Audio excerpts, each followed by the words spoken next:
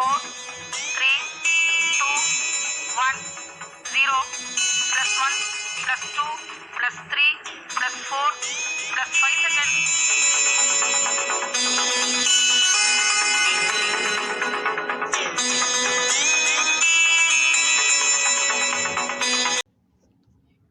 एक स्थान से दूसरे स्थान पर सैर कराने वाले गूगल अर्थ की ही तरह इसरो ने भुवन को डेवलप किया है। इस पोर्टल पे रोज़मर्रा और सामाजिक जीवन से जुड़ी जानकारियाँ भी उपलब्ध हैं। तो आइए इसके बारे में डिटेल में जानते हैं। सबसे पहला है स्कूल भुवन।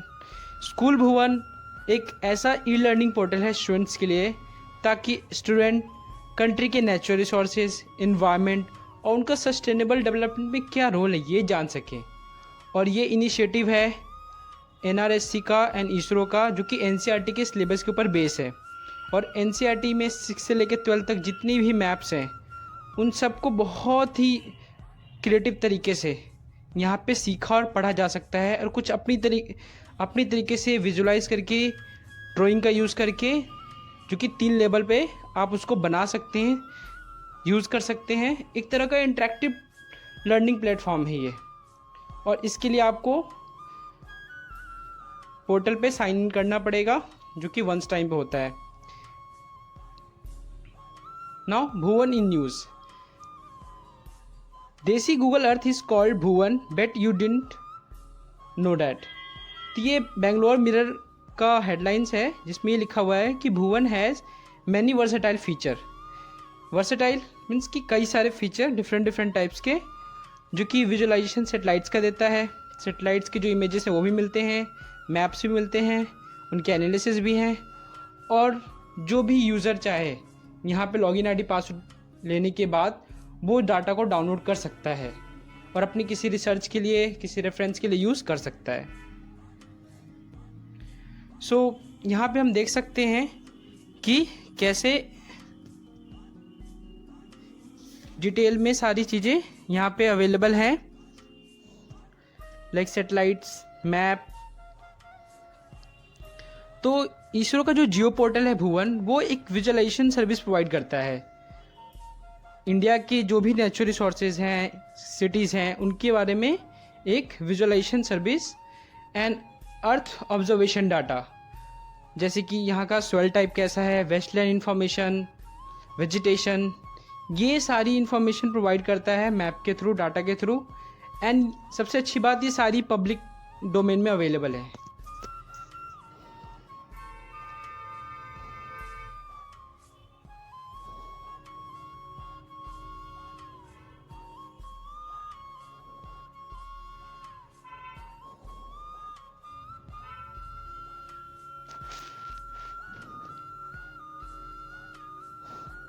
और भुवन प्रोवाइड करता है strong foundation with 1 metre resolution satellite data for more than 350 cities. 350 से ज़्यादा शहरों का जो 1 मीटर रेजोल्यूशन सेटेलाइट डाटा है वो भुवन प्रोवाइड करता है। कुछ स्टेट ने स्पेसिफिक थीमेटिक एप्लीकेशंस का यूज़ करना शुरू किया है, लाइक फॉरेस्ट्री, टूरिज़्म से रिलेटेड जो डाटा है। जैसे कि आप यहाँ भी देख सकते हैं कि कैसे एग्रीकल्चर है, फॉरेस्ट्री है, वाटर की स्कैरसिटी कहाँ है, कितना वाटर कहाँ अवेलेबल है, टूरिज़्म, अर्बन, इन सब से रिलेटेड डाटा का यूज़ करते हैं। ग्राउंड वाटर एंड ये पब्लिक डोमेन में भी सारी इन्फॉर्मेशन अवेलेबल है, सारा डाटा, सारे सेटेलाइट इमेजेस अवेलेबल हैं। तो इसमें कहीं ना कहीं इनका यूज़ किया जाता है, जो रिसर्च में आगे हेल्प करता है और कंट्री को समझने में कि कंट्री में क्या क्या नेचुरल रिसोर्सेज है, वेजिटेशन है, इन सब को।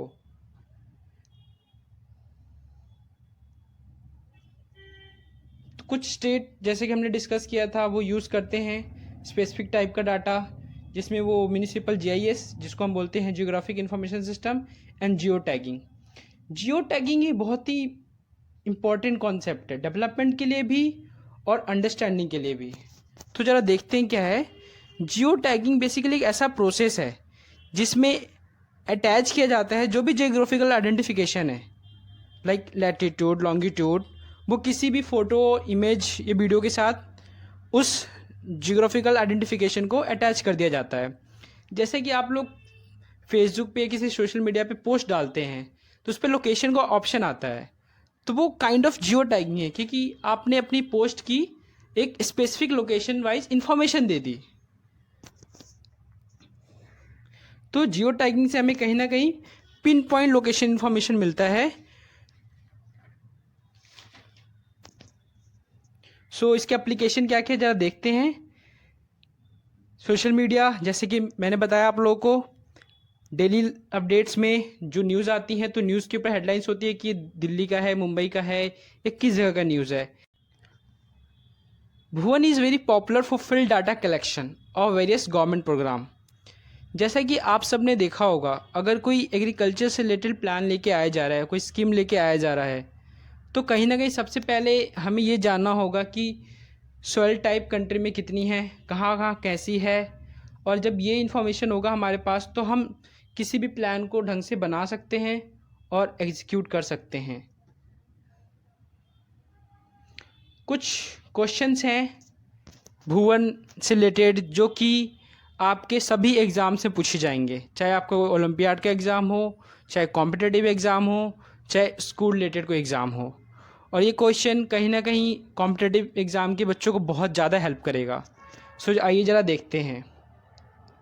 पहला क्वेश्चन, उन सैटेलाइट्स के नाम बताया जाए जो इसरो यूज़ करती है भुवन के लिए डाटा गैदर करने में। सो पहला सैटेलाइट है रिसोर्सैट 1, कार्टोसैट 1, फिर कार्टोसैट 2, यहाँ से पॉसिबल इमेजेस ले सके। Full form of NRSC, national remote sensing centre. Full form of GIS, geographic information system. And सबसे इम्पॉर्टेंट क्वेश्चन कि स्टेबल रिलीज भुवन का कब हुआ था? अगस्त 12, 2015। और ऑपरेटिंग सिस्टम, ये बहुत सारे एग्ज़ाम में पूछा जा चुका है और आगे भी पूछा जाएगा। ऑपरेटिंग सिस्टम क्या है भुवन का? Cross platform. एंड किसने डेवलप किया है? No one, Indian Space Research Organisation. And सबसे इम्पॉर्टेंट जिसके पूछने के चांसेस नेक्स्ट सभी कॉम्पिटिटिव एग्जाम में बहुत ज़्यादा है, किस स्टेट ने रिसेंटली जियो टैग का यूज़ किया था कोविड-19 सिचुएशन में कम्युनिटी किचन के लिए और कुछ और प्लान्स को एग्जीक्यूट करने के लिए? तो वो स्टेट है उत्तर प्रदेश, जिसने कम्युनिटी किचन कैसे इस्टेब्लिश हो, कहाँ कहाँ ज़रूरत है नहीं है, उसके लिए उन्होंने जियो टैग का यूज़ किया था। So thank you, please like share and subscribe.